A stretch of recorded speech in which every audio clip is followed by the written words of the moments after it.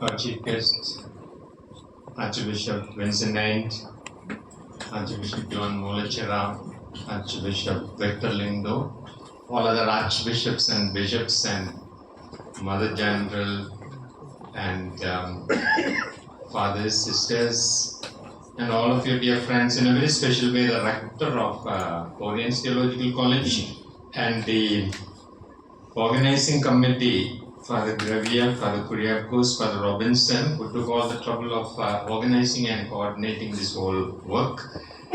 And my dear students, especially of OTC and all of you present here.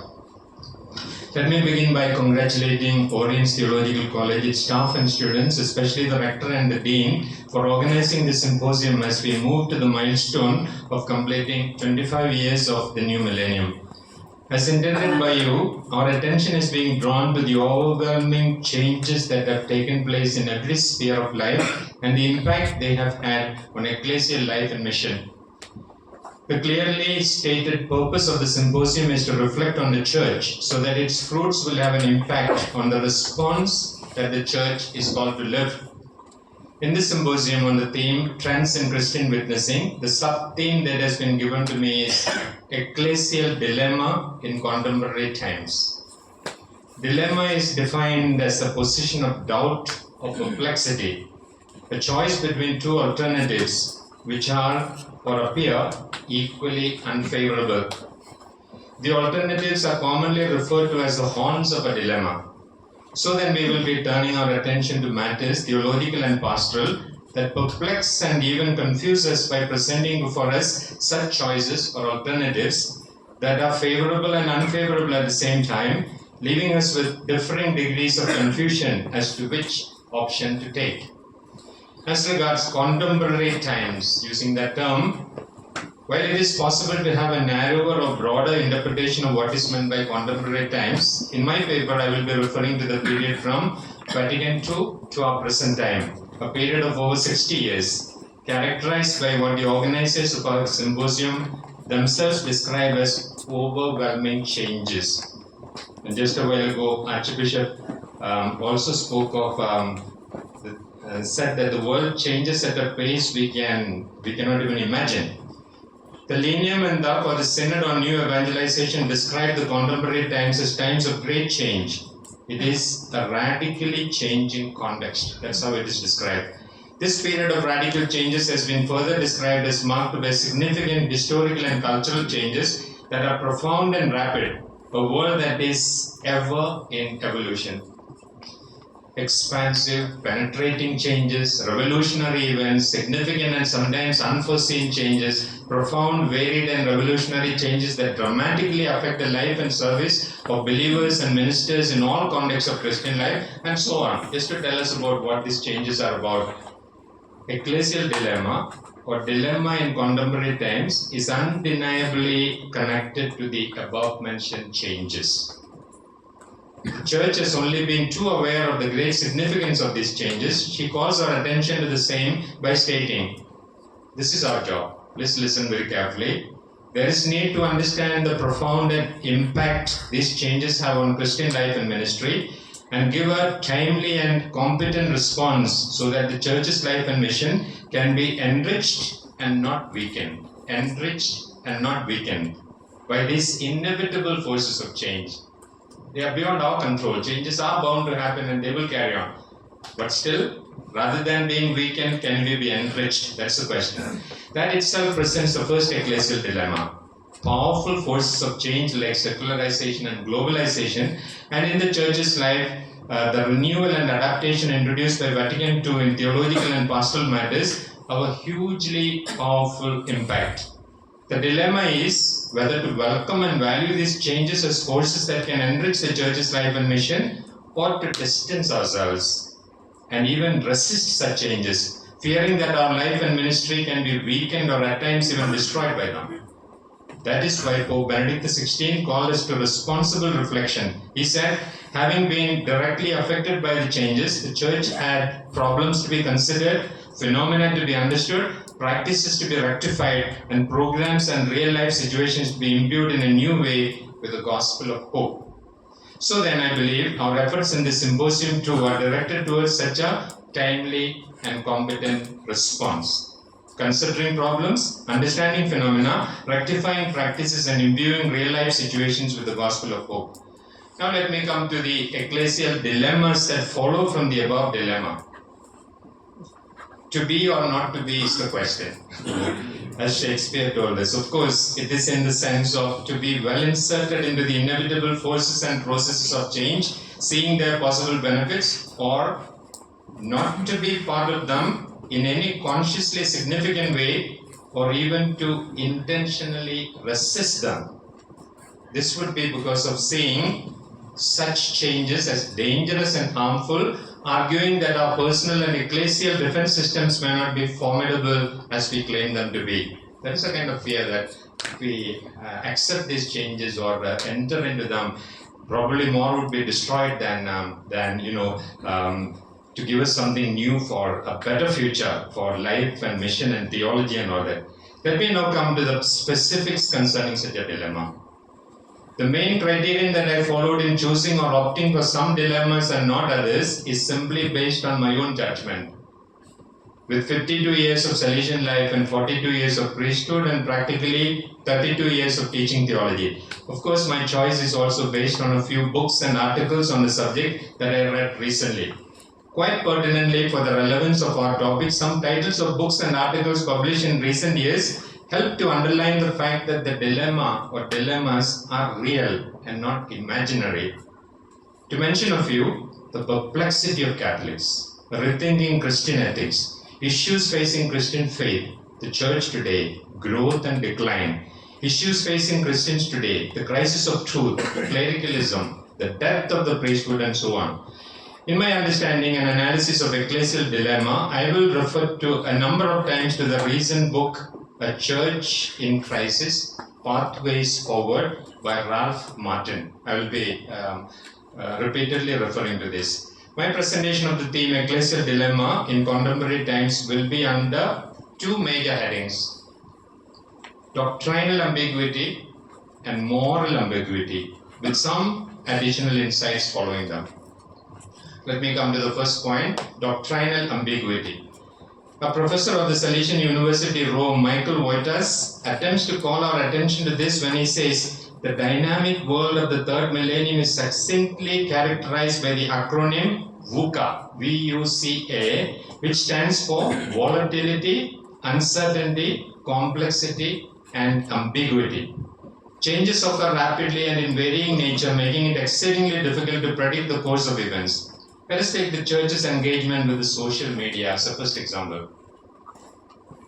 On the one hand, social media is the first expression of digital culture and has a profound impact on our faith communities and our individual spiritual journey.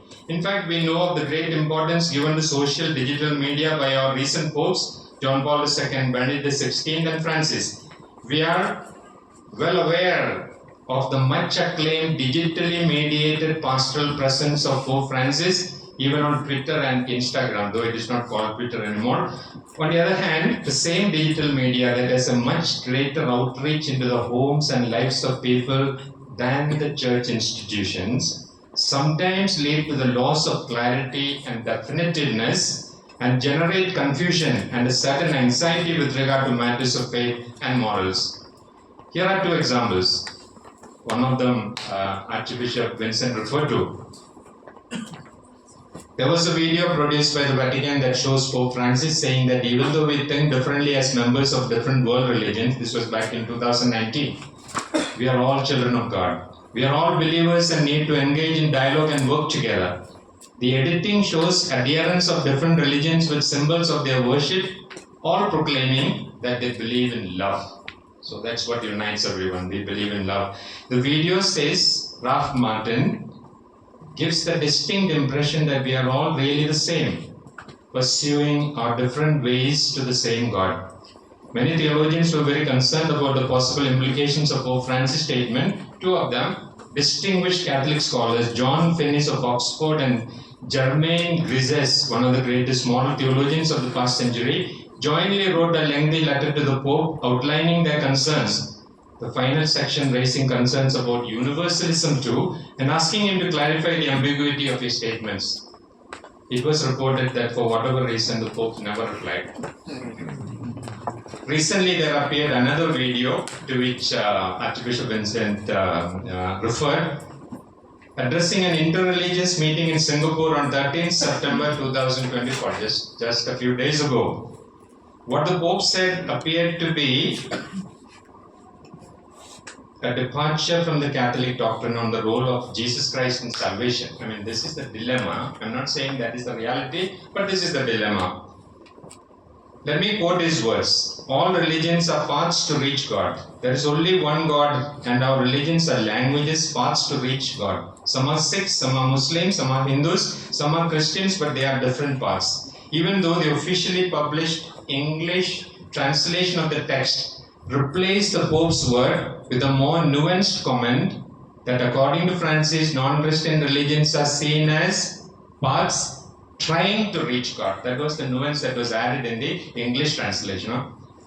But the text published in Italian identifies non-Christian religions as paths to arrive at God. And besides, the video published of the event confirms the Pope saying that, let me quote in Italian, tutte le religioni sono un cammino per arrivare a Dio, cammini per arrivare a Dio, which simply means that these are paths to God, paths to arrive at God.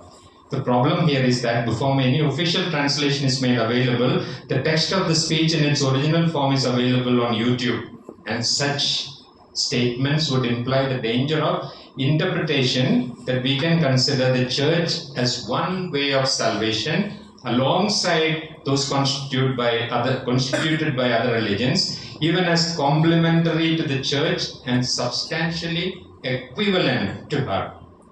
Christian doctrine has consistently and strongly insisted on the unique mediating role of Jesus Christ in reaching salvific union between God and human beings, as well as on the universal divine call of human beings to Christian conversion. Back in 2000, the declaration Dominus Jesus declared, it must be firmly believed as a truth of Catholic faith that the universal salvific will of the one and triune God is offered and accomplished once for all in the mystery of the incarnation, death and resurrection of the Son of God. The dilemma here is a double one. While the strategic pastoral necessity and usefulness of the Church's pastoral presence in the social media can easily be understood, because of the kind of problems that social media and artificial intelligence pose, how prudent and advisable is such a presence of the Church and the Pope in social media because of the risks involved? I'm just posing dilemmas. Thus, for example, what the Pope said on 2 occasions was immediately available in the media, especially on digital platforms. Most people have access, or rather easy access, only to what they read or see first in YouTube or other sites. They arrive at their own quick and at times simplistic conclusions on a delicate and controversial topic like the validity of various religions, the uniqueness of Christ, and so on. That was what was considered ambiguous or open to misinterpretation was in one case officially clarified. I was talking about the Vatican translation that was given in English. It clarified by saying trying to reach God. However, how many really have access to or even care about such clarifications? For most people, it is like this. The Pope has spoken, and that surely is the last word on the matter. Of course, the Holy Father, from his universal perspective and understanding and pastoral concern, would intend to promote and cultivate greater respect, goodwill, and understanding between various religions. That is his intent. But would it not be true that sometimes pastoral zeal and concern could, without intending it of course, open the way for a certain degree of casualness that can easily lead to ambiguity and what can be called a crisis of truth? Thus, the first dilemma is about the who and the why of being present in the digital platform, and the second is about what are the matters that the Church can prudently and non-controversially place on the digital platform. Doctrinal ambiguity is not only in the use of digital media. When we speak of doctrinal ambiguity, it can be termed as crisis of truth. That's a phrase I'm borrowing from Ralph Martin. He uses this term in one of his books and explains, I had been increasingly aware that there was an emerging number of texts being published by theologians and popular Catholic writers that were not only seriously departing from the faith, but were also influencing many ordinary Catholics to do the same. A widespread skepticism about the reliability and authenticity of sacred scripture was pervading the worldwide church. To explain this further, he refers to the problem of the authentic interpretation of Vatican II. Ralph uses two significant terms, a hermeneutic of continuity and a hermeneutic of rupture. When it was affirmed that Vatican II was a good start, but it did not go far enough and so further changes were needed, or when it was argued that Vatican II was a rupture with Catholic tradition and so it was flawed, what this resulted was a hermeneutic of rupture, a break. When others, under the leadership of John Paul II and Cardinal Ratzinger, affirmed that if there were possible ambiguities on the way of the teachings of Vatican II, the difficulties could be resolved or interpreted in the light of the Catholic tradition, this was seen as hermeneutic of continuity. Once again, the dilemma is, with the rapid, radical and complex changes in every field, which approach to adopt, a hermeneutic of continuity or a hermeneutic of rupture.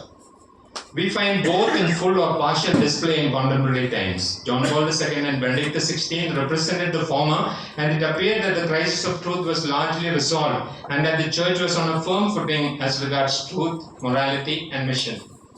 But that was not to be, as the following examples will illustrate.